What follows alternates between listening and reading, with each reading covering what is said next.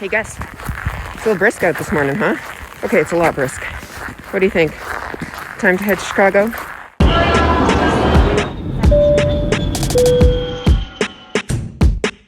Welcome to Chicago.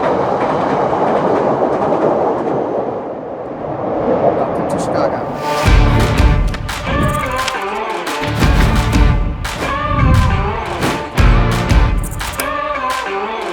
All right, I'm finally here. From the beautiful mountains up in Canada. So beautiful and so cold. To the throne. The throne is mine at last. I feel like I'm sitting on the floor. This chair is very low, and I feel it's important to note these pillows are the softest pillows ever, but they're only for decoration. This is Rob's office. The storied place. Also not enough storied, I think, is the fact that there is a tarantula like 7 feet from me right now. No word on why tarantula was chosen as the office pet. We do have a dog who's cuddly and nice and fun. And then we went straight from there to tarantula, which Rob invites us up when he feeds it and stuff. It's a whole thing. But I will be exiting this office immediately after filming. Immediately. Run. All right, so the first thing for this monthly update is NCYC. What that stands for is the National Catholic Youth Conference. What it means is this year, 10,000 teens in the Colts Stadium in Indianapolis. And they're all just excited and with all their friends. It's always fun to be there. There's so much energy in the arena. We've worked with them for a long time with NFCYM, who are the group who host NCYC.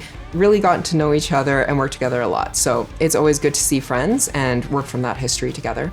We do the live stream with them, and it's always interesting capturing that to do a live event. I know that you've been waiting for it, I'm waiting too. And to capture things as they happen. And there were a lot of people watching remotely. And so it's a good challenge. It's an interesting challenge. It's always a big crew that gets to go down there. So NCYC, always good. FedEx ships snakes, people, and sometimes they're right in line behind you. And it says live harmless reptile on the box, but why would they have to say harmless? Why would they have to say that?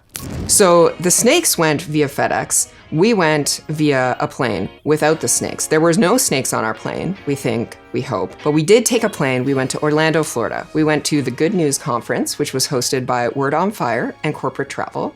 And it was there for a few days at a beautiful hotel in Orlando. And, first of all, always great to get a little bit of sun and a little bit of warm air at the early winter. I'll finally see a summer breeze blow away a winter storm. And there were a whole bunch of speakers. The whole Word on Fire team was there, so we got to see all of them. And we filmed some keynotes and things like that. And then we also got to film a private sit-down with Bishop Barron and Father Mike Schmitz. We thought this would be pretty normal, pretty cool. Surely this has happened many times because, it's like the heads of state of Catholic media. Like, obviously, they probably chat all the time.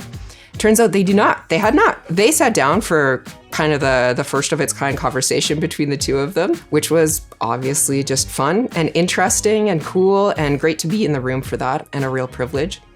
Another project that just got released, we did it a month ago and we had to hold off until it got released, is a pretty special one. It's called Worth It, and it's by our client Alliance Defending Freedom, who are a pro-life group out of Washington, D.C. They came to us with a really specific vision, and by they, I mean primarily a guy that we know pretty well, actually, John Henry Keenan. He worked here, and so he knows exactly how we work, and we were able to kind of get into a groove creatively with him. And so he came with this really specific vision for a unique approach, I think, to a pro-life video. It focused all on the story of one woman starting in the 70s, but then it also covers other decades as well and moves forward in time and moving on about how choosing life is worth it. And so it was really cool. We got to do a whole bunch of stuff with props and wardrobe and set deck and set it in different decades. And so it was just fun. It was a fun concept to play with, and it worked so well for the film. The most fun part. So somebody sends a still from set. You look at the photo, I looked at the still, and it's so cool. And then there's one extra who's just casually leaning on the couch like he was born there. And I said, "Is that Chris Weingart?" Here I come. Oh, here I come. You know, an extra wasn't able to make it to the shoot that day. So one of our creatives got co-opted right at the last minute before the shoot and said, can you please be an extra? He said, sure, of course, I was born for this role. And indeed he was. We slapped a bandana on him. He's got this long hair. And honestly, he just like leaned in there and it's perfect. It's so perfect. Watching this piece, definitely worth it. And I mean, see if you can spot Chris. I'm going as 70s Chris Weingart for Halloween next year. So if anybody would like to join me, please let me know. So that's it. 2021, all of the monthly updates for 2021, and the year itself is wrapped up. It's done. All the projects are done. And like any other year, this was a year filled with challenges, some of them really unique, and some wins. And for us, I mean, one of the big ones that meant is the kids show that so many of you enthusiastically supported with Kickstarter. It didn't quite make the funding goal on Kickstarter. So, you know, it's disappointing for us. We were pretty excited about it, but we're still looking at other ways to bring great content like that out. While we were in November with the Kickstarter and everything like that, an exciting thing also happened. We got to release our documentary on Gil Hodges. We'd been working for a long time on this documentary and were able to finally release it. And our hope was that perhaps he would be recognized in the Baseball Hall of Fame and placed there. We released it and it was picked up by a lot of the sports channels and things like that. And then it was released 1 month before the vote on the Hall of Fame happens. And good news, they voted yes, he's in the Hall of Fame. Coincidence? I think not! As we think that he really deserves to be. So it was great to release that, great to celebrate him being in the Hall of Fame, and really just a privilege to tell the story of this incredible man. So that's it. That's 2021. We're already looking forward to 2022. This is going to be a very good year. Very good. I feel very blessed.